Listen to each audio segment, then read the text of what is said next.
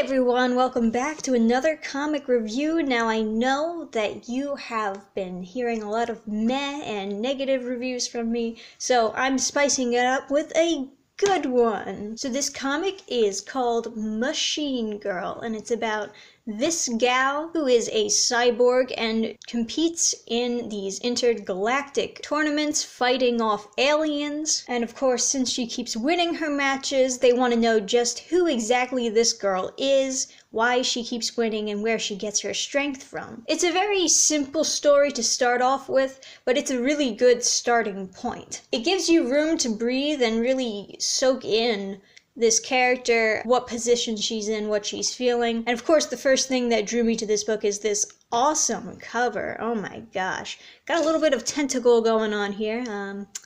Don't know what that's all about. All that being said, the art actually inside the comic can be pretty amateur. Not a dig on the artist, but they definitely have some things to learn as far as stiffness with body parts, proportions, sketching things out ahead of time so that you don't accidentally, draw yourself into a corner. A good example of that would be like right here. You can tell her leg is supposed to go down further than that, but they kind of drew this part first, drew her too low, and, it ended up a little bit cluttered. And of course, this leg looks like it's not even part of her body, and we do have some that face moments.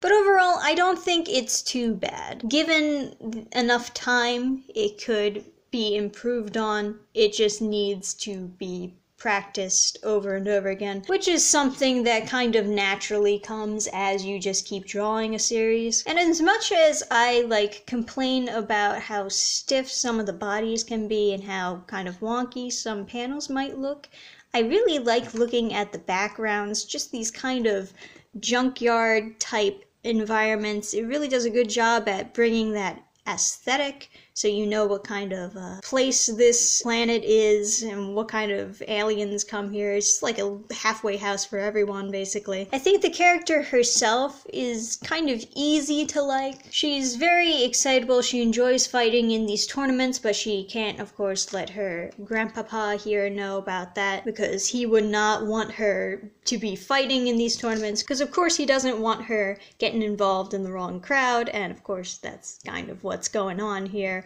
with these people investigating her to see where her power comes from. The dynamic that they got going on together kind of reminds me of Alita and her foster father. She wants to go out and fight, and he's like, no, you my baby girl, you stay inside. I do gotta say though, one thing that bothered me while reading this first issue is the fact that they kind of stopped the story to explain where these cyborgs came from. And of course they came from Earth. There was this whole government program. Oh, who would have guessed that, But I don't know if this is really worth stopping the story to explain, especially because they spend 3 pages on it. I mean, I can kind of guess through the hints already given that she's a cyborg, and I'm not really sure if I need to know the entire backstory of how these cyborgs came to be just yet. I think this whole entire explanation could probably be saved for the beginning of issue 2, which is kind of the classic comic book way to do that, just like throw someone in the story and then during issue 2 start explaining some more other stuff. So I think they probably should have gone that route. And the way it ends is fairly interesting because she's going to check out all this stuff from Earth, which is of course where we know that she's from. So you get kind of the sense that she's homesick. But what's also bizarre is they kind of don't